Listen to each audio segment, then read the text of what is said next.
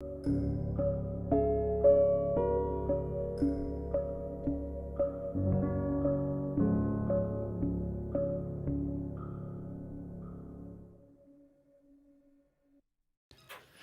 to the Capital Gains Tax Solutions Podcast, where we believe most high net worth individuals and those who help them, they struggle with clarifying their capital gains tax deferral options. Not having a clear plan is the enemy, and using a proven tax deferral strategy, such as the Deferred Sales Trust, is the best way for you to exit highly appreciated real estate, save a failed 1031 exchange, cryptocurrency, a business, so you can defer the tax and create and preserve more of your wealth or your client's wealth. Hey, I'm your host, Brett Swarts. In each episode, I'm joined by some of the best real estate, financial, wealth, sometimes cryptocurrency, and lending minds in the world, where they share their ideas, deal stories, and inspiration. So together we can make complex tax deferral strategies simple and passive income plans achievable. We're also streaming, by the way, on expert CREsecrets.com. I'm excited about our next guest. She has over 15 years of experience in the raising funds, over $200 million. At one point, she was a securities professional and has held her Series 63 license.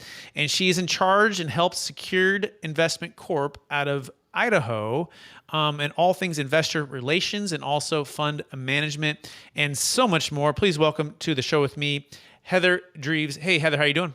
I'm doing great. Thanks for having me. For our listeners to get to know you for the first time, would you give us a little bit more about your story and your current focus? Yeah. Well, my story started about 20 years ago.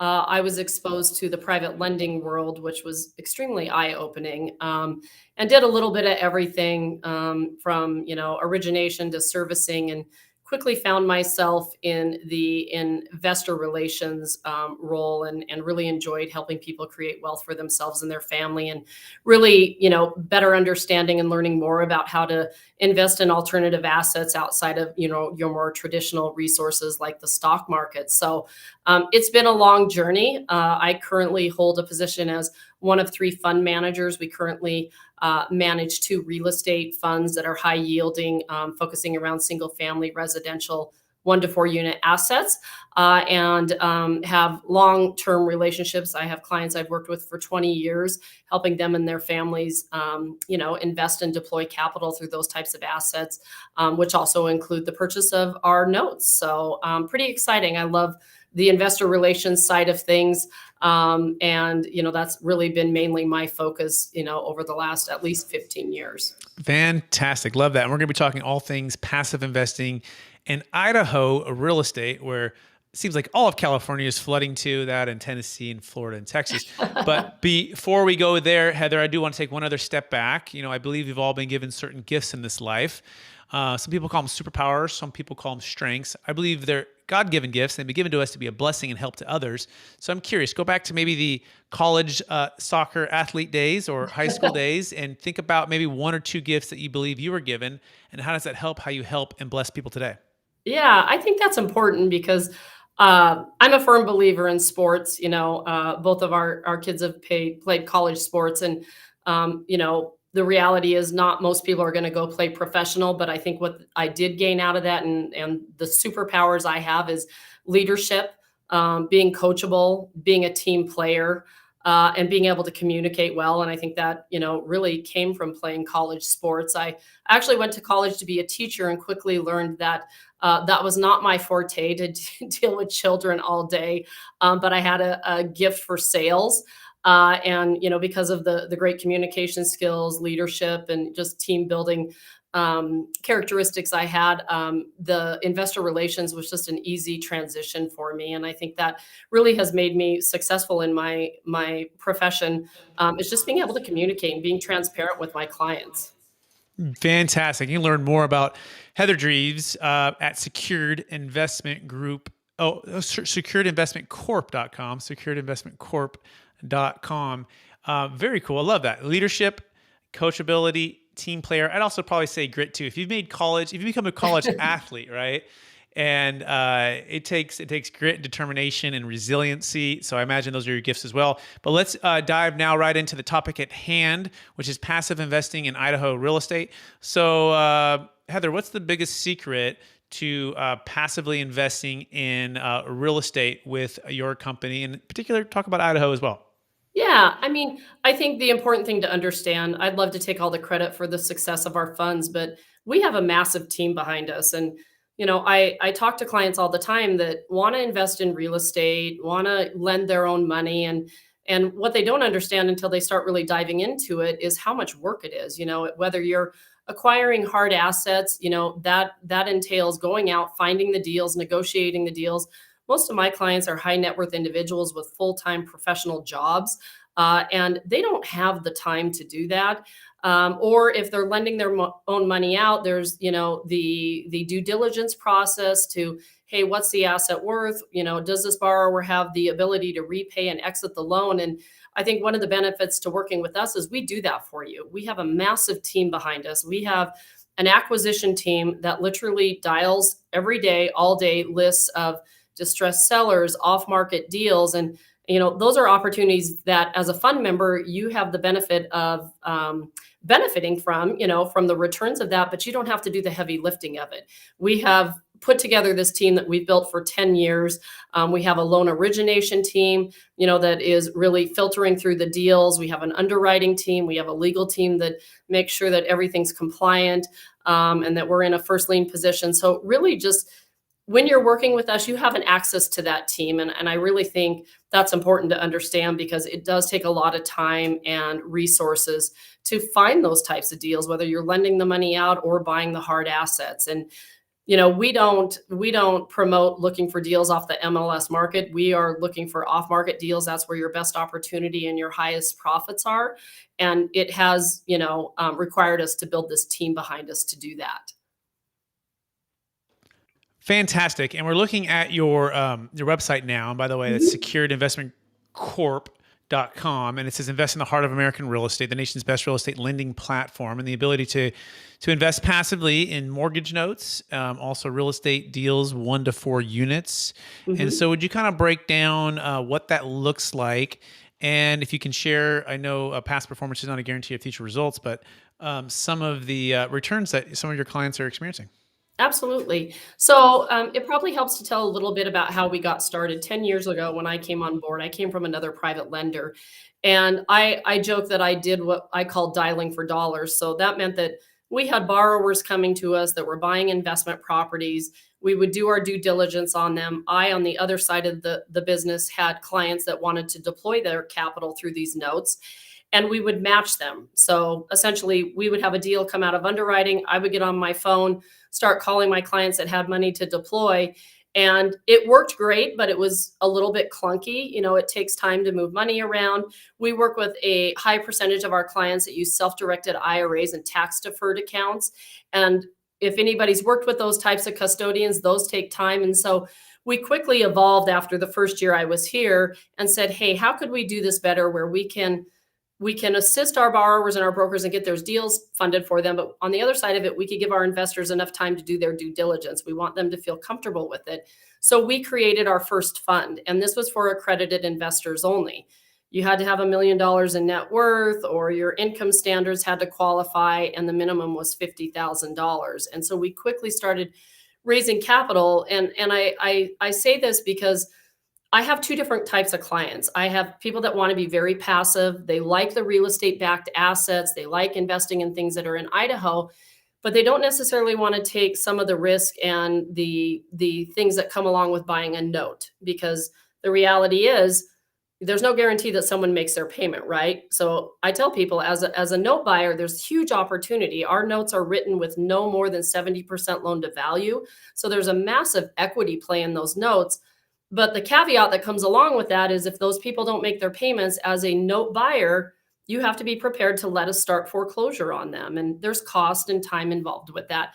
So the funds were a nice option. They're still getting the benefit of the notes because the notes we sell are the notes we fund on our fund, but they don't have some of the headaches that come along with that. So it was a very nice transition and a nice opportunity to say, hey, if the notes aren't something that you want to be as active with, the fund is a nice option. And quite honestly, I have people that do both. They diversify. They want to be a little more specific where that note is that they're buying. Maybe it's a location, state, or specifics about the borrower. And then they want to passively invest with the fund and earn their yields. So really for me, it's like understanding what my investor is looking for. What's their appetite? How risk adverse are they? What kind of yields are they looking for? And then we can back into what's the best option for them. Excellent. Okay, so that's amazing. What's the average LTV on these first positions that you're taking? I'm imagining there's only first positions, right? You're not We allowing a only, second no, behind we that. don't do any seconds. Our average loan to value is 65%, What percentage of the deals have you had to foreclose on? under 2%. How many deals have you guys done? We average about 45 notes a month in originations. Excellent. So we've got really good volume. They're all short-term notes, no more than 24 months, but average term is 12 months.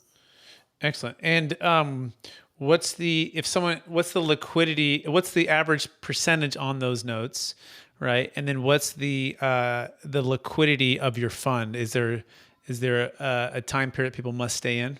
Yeah, that's a really good question. So average returns on the notes that you could expect are 8 to 10%.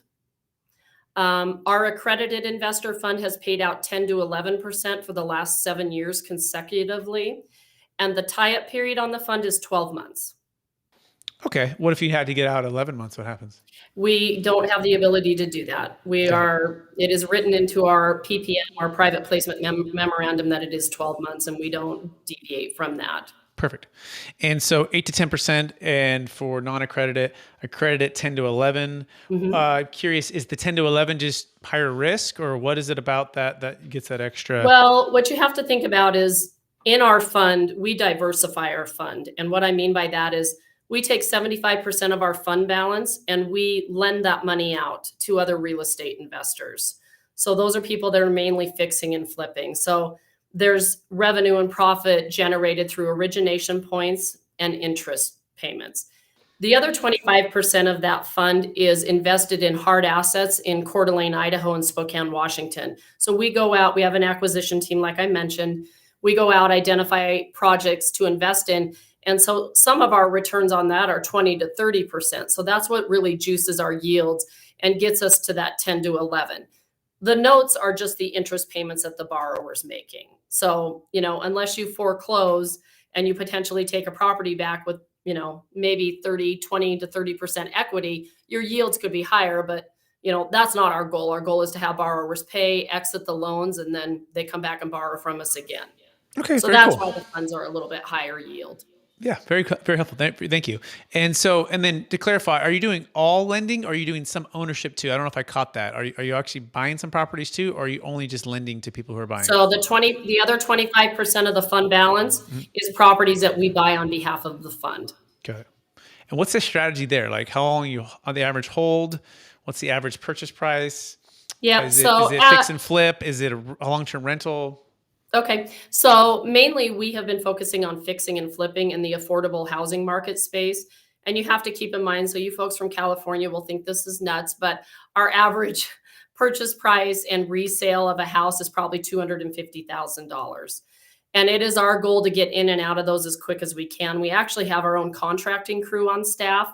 That way we don't have to wait on subcontractors and those types of things. I'd say the average amount of time we stay in a deal is about, I'd say 90 to 120 days approximately. Like right now we're coming into winter. We have snow here. It's crazy out. Obviously home sales, slow down a little bit through the winter. So I'd say on average 90 to 120 days, but we've had houses that we bought and sold in 10 days that we wholesaled. So what we do as a fund management team is we look at what's going to be most profitable. Sometimes it's more profitable to wholesale it. Other times it's better for us and more profitable for the fund to go in and rehab it. I will tell you, we've bought a couple duplexes lately. As these markets are shifting, the rental market has also gotten really hot here too. So again, we run our analysis, what's going to be most profitable, and then that's how we move forward with our strategy on the fund. Very well said. Thank you so much for sharing that. How many houses have you guys fixed and flipped in total? So this year we've fixed and flipped 110 houses. Wow. Just this year alone. And how long you Yep. guys have been flipping houses for now? Oh, 8 years.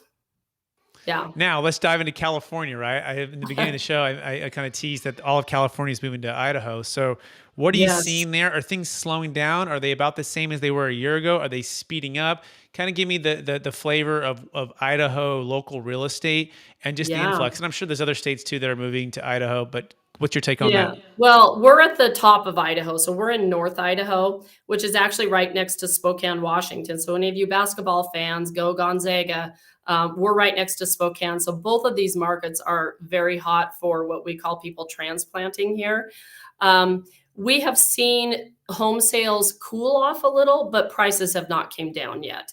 I will tell you, Idaho is like the dream for people to move here. Prices are just off the charts. There's not many places that you can go buy 5 acres, build a house, and not have neighbors right next to you. So the Idaho market is still really, really hot, and so is the Washington market. So we specifically buy in both of those two markets, and we don't anticipate that is going to slow down anytime soon. People are looking to get out of big cities. People can work remotely now. They're not required a lot of times to go into offices. So they have the ability to move out of state, and it still continues to be a very, very hot market. Boise is also a great market. That's southern Idaho, which is about 5 hours south of us. What's the biggest difference between Coeur d'Alene, Idaho, where you're at, and Boise? Boise is a much bigger city. There's a lot more opportunity for employment there. Coeur d'Alene seems to be more people that are retired, people that are, making very good money on their homes that they're selling in Seattle and California. They have the ability to come here and pay cash. So you have a lot of more retired folks, in my opinion, here than Boise does. There's a lot more job opportunity there. But again, we have a lot of very professional people moving in this market that are working remotely or even traveling for that matter. They'll go back and travel to Seattle 3-4 days out of the week, and then they come back home on the weekends. So Cool. Very cool. Thanks for sharing that. By the way, you can learn more about Heather Dreves at securedinvestmentcorp.com. It's securedinvestmentcorp.com. So Heather, we're going to shift to the part of the show where we're talking about capital gains tax deferral and all things like 1031 exchanges and these short time periods and all these things. And so, my experience is sometimes people in real estate, they feel frustrated with the 1031, maybe even wanting to sell a primary home in Seattle, but there's huge capital gains tax, but they don't know how to get out and invest with securedinvestmentcorp.com without getting hammered. And so they feel trapped, or they're selling a business or cryptocurrency. But I'm curious, what have you found when it comes to frustrations with capital gains tax deferral and or the 1031 exchange? Right. Well, it's interesting. We work with a lot of high net worth dentists. We're in quite a few groups, and a lot of those clients are in our funds and buying notes. What I found with a lot of them, unfortunately, our fund is a cash flowing fund. Like, we're just turning that money over and over. So for people that are selling, practices, for example, and they're looking to replace their income, our fund is great for that because it has cash flow. The fund also has the ability to reinvest their earnings, so they can roll their earnings back into their equity and they can grow those accounts. Most of my high net worth individual clients that I work with are doing that through tax deferred strategies like IRAs and 401ks. We don't work a lot with people with 1031 exchanges just because our fund doesn't have the benefit of that. I will tell you, we are exploring syndications right now for self-storage and larger multifamily. And I believe we will, in the next 12 months, have the opportunity for that. But my experience has mostly been with self-directed IRAs, self-directed 401ks that are more tax deferred or tax sheltered accounts. And that's how those people have gotten around that. Excellent. Thanks for sharing that. And yeah, likewise, we work with dentists. In fact, just closed a deal in New Jersey for a dental practice owner for like 30 years, built up his business, and he's facing a huge capital gains tax, and his wife and him are trying to make sense of this, and they have no basis and hundreds of thousands of dollars in capital gains tax. And so they were able to use a unique strategy that most people just don't even know about. It's called a Deferred Sales Trust to sell, defer all the tax, and now they can invest it into passive real estate deals, hard money lending. They can go into active real estate deals, all tax deferred, without using a 1031 exchange. And so anyone who's listening to this right now, if you're a dentist and you're considering selling your practice, or done it with veterinarians, optometrists, Yep. car dealerships, cryptocurrency owners, high-end primary homeowners. We did an $8.3 million deal in Palo Alto for Oh, a wow. primary homeowner who was moving to Nevada, and he was faced with huge capital gains tax. And he's like, I can't even sell unless I can defer the tax. And so he was able to actually sell and defer the tax, whereas a 1031 doesn't work for a primary home, but Right. a deferred sales trust does work. By the way, if anyone wants to learn more about that, they can go to capitalgainstaxsolutions.com. That's capitalgainstaxsolutions.com. But I'm curious, Heather, for people who are coming to you, are they, if they're not doing, retirement plans, IRAs or self-directed IRAs or self-directed 401ks type of thing, how are they just paying the tax on the sale of the business and then showing up? I mean, what's been the typical fact pattern there? No, that's a great question. We actually work with an attorney's office out of New York that does exactly what you're talking about. Sets up these tax deferred trusts, and a lot of them will filter their earnings through that. And a lot of them are those dentists. I mean, unless they had IRAs and 401ks that they set up years ago, most of the bulk of their wealth is in their practice or cash. And so some of these groups that we're involved with are really educating those types of professionals on how to set that up ahead of time, right when they start getting into that industry. But unfortunately, for some of the folks that are at retirement age or ready to sell their practice and they didn't plan ahead, a lot of them, we are pointing towards this attorney that has helped them set that up. And then once they get that organized and do their planning, then they'll come back to us and we can look at, okay, would the fund be better for you? Even if they're more growth minded or cash flow, they can do either, so that option is there. And a lot of them like to buy the notes too, because once they retire, these are people that have worked 5 days a week and they want to replace their time with something. The notes are a nice option too, because we've taught them how to do their due diligence, go through the checklist. We're very transparent. We give them the entire underwriting package. So that's been a nice option for them too. They're still able to deploy capital, but also give themselves something they're educating themselves about. Absolutely love it. Fantastic. Thanks for sharing, Heather. And with that being said, are you ready for the lightning round? Yes. All right. Knowing what you know now, if you go back to your 25-year-old self, what's the one golden nugget you'd make sure to tell yourself to do? Invest in real estate sooner. Very, Absolutely. very good. And what's the number one book you've gifted or read that you would recommend the most in the past year? I have read Atomic Habits, which is a great book. I've actually sent that on to my kids to read, and it's just always a good reminder. Habits are very important, and being able to even break bad habits is an option, but you have to have rituals. Fantastic. Next thing is our Rich Dad Poor Dad part of the lightning round. So imagine you read the book. Maybe you have. Yep. I'm sure you have. Robert Kiyosaki, right? And so, what's your best kept secret that you try to implement as the Rich Dad Poor Dad strategy? What would you like to share with our audience here? One of the things that until I was in private lending, I didn't realize, I grew up in a very traditional family. My family wasn't extremely wealthy, but we also weren't wanting for anything. But I always assumed that you had to have the cash to be able to invest. And that's not the case. My husband and I have flipped multiple homes. We bought rentals using private lending, to get to our goals. And I think that's something that everybody needs to become more educated about, is just because you don't have $200,000 in your account doesn't mean you can't invest in that piece of real estate. There are options out there, and I don't think enough people know about that. And I really do believe strongly in creating wealth through real estate. Beautiful. I couldn't agree with you more. Second to last question. What are you most curious about right now? The market, where it's going to go, probably the same thing everybody else is. We are seeing housing markets cool off. I don't personally think it's going to be as bad as 2008. But as a fund management team, as a real estate investor, and as a private lender, I do believe there's going to be a lot of opportunity coming up as we know, forbearances have been lifted and there is going to be a lot of inventory. I'm curious my question is, how much is the market going to decrease? And I think that's dependent upon geographics, right? I don't think that every state is exactly the same, but I'm curious how deep those discounts are going to be. Yeah, very well said. If you had a crystal ball, when you're going to start seeing an increase in these foreclosures, is it 12, 24, 36 months?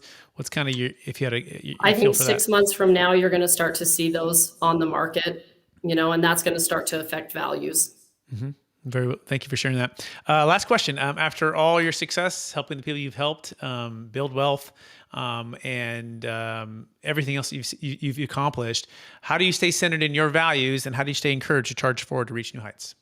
Yeah, I continue to educate myself, reading books constantly, taking care of myself physically, exercising every day, and just, staying true to myself and my core values, being transparent, honest, having great follow through with our clients. And I think that's really what has made me successful in this industry, and just, treating people the way that I would want to be treated and putting our clients first. And then the success comes. Fantastic. Heather, for our listeners who want to get in touch with you, would you remind them one last time what's the best place for them to find you? So you can always visit our website at securedinvestmentcorp.com. You can get information about both of our funds on there, and then also all of our notes are also uploaded there, and you can get quite a bit of information. And then obviously, if you want to explore the notes further, we have full due diligence packages on there. So securedinvestmentcorp.com would be your best resource. Heather, thank you for being on the show. And I also want to encourage you to keep using the gifts and talents of your leadership, your coachability, team player, being a team player to help more people create and preserve more wealth in real estate. And I also want to thank our listeners for listening to an episode of the Capital Gains Tax Solutions podcast. As always, we believe most high net worth individuals and those who help them, they struggle with clarifying their capital gains tax deferral options. Not having a clear plan is the enemy, and using a proven tax deferral strategy, such as the Deferred Sales Trust, is the best way for you to exit your highly appreciated business, commercial real estate, save a failed 1031 exchange, cryptocurrency, primary home, so you can defer the tax and create and preserve more of your wealth. If you want to learn more about that, you can go to capitalgainstaxsolutions.com, where we have our mastermind that's going on right now. It's a free mastermind every Friday at 10 a.m. Pacific Standard Time, 1 p.m. Eastern, where you can join myself, my team members, my business partners, some of my clients, some folks that are looking at this for the first time, trying to learn about this thing called a Deferred Sales Trust. We'd love to have you as a guest. Come check us out. Go to capitalgainstaxsolutions.com to register. And if you're listening to us on Expert Commercial Real Estate Secrets podcast as well, we appreciate everyone out there, and we wish everyone well. And